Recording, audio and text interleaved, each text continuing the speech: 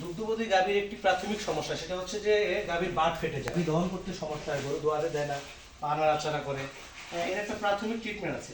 প্রাথমিক ট্রিটমেন্টটা হচ্ছে প্রথমত আমরা ট্রাই করবো এই নেভানল প্লাস অয়েনমেন্ট। এই নেভানল প্লাস অয়েনমেন্টটা আমরা ব্যবহার করবো। হ্যাঁ, এটা যদি আমরা না পাই স্থানীয় ফার্মেসিতে, সেক্ষেত্রে আমরা এরকম বাজার থেকে কেনা পটাশ, এরকম পটাশ ব্যবহার করতে পারি। হ্যাঁ, পানিতে এরকম পটাশ দিয়ে এরকম ভিজাই নিয়ে এমনি বাটে এভাবে অ্যাপ্লাই করতে পারি। তাতে করে